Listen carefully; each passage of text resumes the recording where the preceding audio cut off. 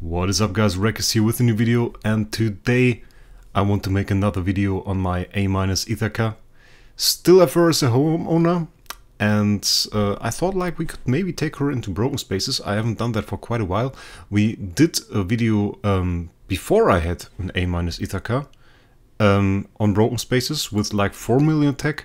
Now we have 4.5 million attack, it's a little bit more, and we have an A- with Giant Killer. The other two stats are not that good, to be honest, but some of you might know those soul hammers to reroll, those are quite rare, so it's a little bit difficult to actually get through and roll better stats on her. So, what are we going to do as a team? The team we are actually going to use is the standard Flameshine team I've used before. For a little bit more burst, I switched to Wolfpad, because we will likely need or likely make use of a lot of turn 1 damage, and turn 1 we only have the Halora that is faster than the Ithaqua, and the Halora actually bleeds the enemies with her active, so for the maximum turn 1 damage. Bleed synergy with the pet is rather nice. I also have the sublimation on Halora for extra Abyssal Corruption to make the enemy take more crit damage, and an extra layer of Abyssal Corruption to make them take even more crit damage. I also considered swapping out the Heart Watcher for like a Rogue, but at this point I think the extra multiplier that you get from the Heart Watcher mark is still worth going for. So, with that guys, don't want to keep you guys waiting. Let's go in there, let's do some broken spaces. Just starting off with the first fight. This will likely be a fast one. Let's see that. I also used melodic strings on the Ithaqua. Yep. Then again, that was nearly one-shotted by the Halora, so didn't even get to see the Ithaqua here. I went for melodic strings on the Ithaqua just for a bit more early damage, because we won't go into the later rounds, I guess, until maybe like 7. Even 7 will be like 3 rounds, I guess. Maybe 4. And 8 and 9, 8 and 9, yes. Then we will actually go for Endless King. A little bit later rounds that we reach there will be worth it to do. We'll go for Endless King to do a bit more later damage. So let's see this. We nearly one-shotting them with the Ithaqua. We don't even get the replication from the Delasium because the enemy is dead before the turn even ends. So still a decent chunk of damage from the Halora, even though she isn't quite the best damage dealer, I have to say. And now the grooves. I actually remember skipping the groove fight because it was so annoying to see all those counterattacks here, and now we one-shot grew. I mean, it's something. Turn 2 and another grew down. I mean, that's hilarious. Basically one attack per grew, and now they are gone. Turn 2 fight, and that's pretty nice. And I guess turn the 5th stage won't be any better. I mean, it would be quite insane if we could one-shot 7. 7 would be insane. Yeah, it's no one-shot here. But maybe we get the dot replication to the Valentino. No, doesn't seem like it. And on turn 2 we just one-shot it because we get the extra attack from the Rogue. So we are still at 2 rounds. Just because we have 2 enemies here. And this video is progressing far faster than I thought, because we just one-shotting every enemy here. Ah, they're getting more tanky now. They're getting more tanky. We are going to see more fights. See, it will likely be turn 3. Maybe even turn 4. We only get a basic. Oh, basic is enough. Oh no, it was an active. We have the Demon Bell on the Halora. She's faster. But what, we got a bit of dot replication for the first time. You can see it here, the Delasium doing damage. On the earlier rounds I could actually replace the Delasium with a Rogue. Would also be fine because we don't get much dot replication. I think it's only really needed for 8 and 9. I mean, like, let's try it. Let's try it. Actually, let's change up the team a bit. Let's see if we can swap out this Delasium. I have another Rogue.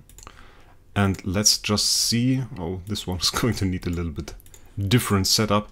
Let's just adjust the setup here, and let's see if we can if we can kill the Ada and Aspen faster that way, because it should be. It should be possible to kill them faster that way, because we get more attack buffs and we get more crit chance. So this will be quite interesting to see. Of course, we don't get the damage reduction from the Heart Watcher. We are relying purely on burst at this point, but I guess we won't see enough turns so that the dot actually becomes relevant. You see? Yep, turn 3. Turn 3 with this setup. The Ithaqua just going ham, killing the enemies without any chance here. Another thing I would like to try to burst this down, but I don't think we have a chance. No, I don't think we have a chance.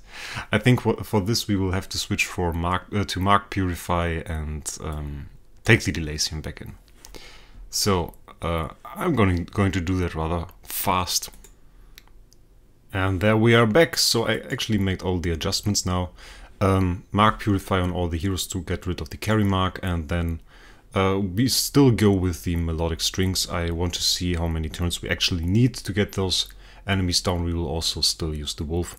I tend to use a Phoenix usually at this point, but I guess we will be fine with wolf. The extra damage should be nice, and I think we will have enough burst so that this even won't be that long of a fight. Then again, last time we needed like 13 rounds. So still rather long. And I also upgraded the Drake to V4. Had the mats lying around anyway, so why not, I suppose.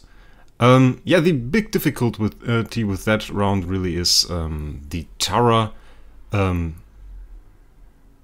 negating the passive skills of some of your heroes can be quite dangerous if he negates the passive skill of Delacium, so you get no replication, or the passive skill of Rogue and you get no extra buffs. And the other thing, of course, being the carry taking away our energy so that the Ithaqua can't hit the enemies properly. And they still have attack at this point, which is quite surprising. Our heroes actually still dying. Wouldn't have expected that, but it doesn't really matter. We are at the end of the fight here now anyway. On round 8, absolutely solid finish. We went through there like a hot knife through butter. And now we readjusted for the last stage. Actually need a little bit of the other team for this, because our team, in the way we have it set up right now, won't actually survive well against the last stage, against the Russell and the Drake. So let me do the setup and we'll be right back. Okay, team is set up again. A little bit different than last time. Last time we actually replaced the Allura with the Ferrokin Vessel. This time I've replaced a Rogue with the Ferrokin Vessel. We used the Ferrokin Vessel to get an extra shield on our heroes to make them a little bit more tanky, so that our Heart Watcher in the best case doesn't die from the attacks from the Russell or the Drake. That we get some more protection on this. For this we have the Ferrokin Vessel, and the Ferrokin Vessel is actually not a small hero in this lineup. We have 6.7 million attack on her. It's an A- as well. Pretty bad awakening stats, to be honest. 5.3k attack isn't really something you would be looking for, but it was the cheapest on the market. And we have Giant Killer on here as well. Divine Block and Control Immunity won't do much here. And we have the full sublimation for the active skill with the extra skill damage. And the extra armor on heal, which, by the way, I was asked this before, this buff just works if she does an active skill. So it's not like you can equip the core on her, heal the ally that way, and get armor on them in that way. This actually doesn't work. And yeah, we have Allura, Ithaqua, same as before. Actually missed one thing. I would like to go for the Endless Cane for this one. So, that's what we are going to do. Going to stay with the Wolf Pet for this one. Could go Phoenix, would be alright. I guess it doesn't matter too much at this point.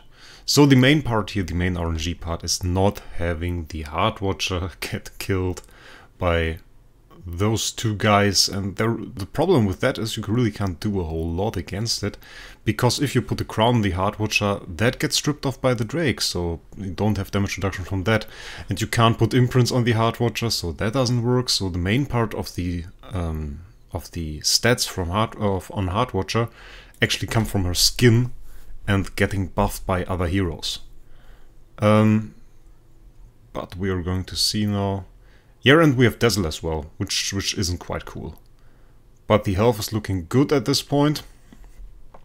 And that's not great, but she survived. She survived. Now it's a question of the replication. Unbending Wool is actually not too uncommon. We still get a little bit of damage.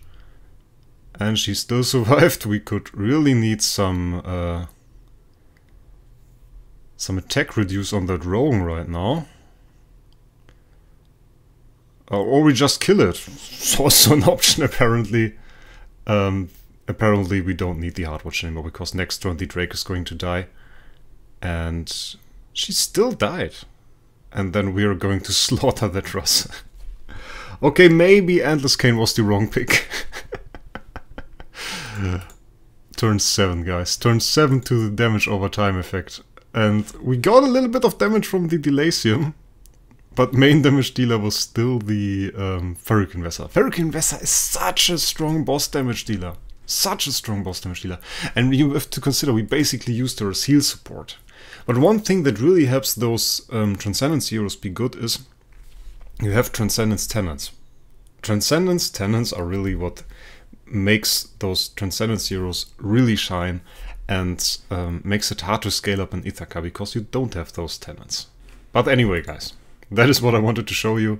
I think turn 7 is the fastest I've seen a kill on stage 9 yet. So that's something cool. I hope you liked it. And with that, guys, we will see us in the next video. Bye!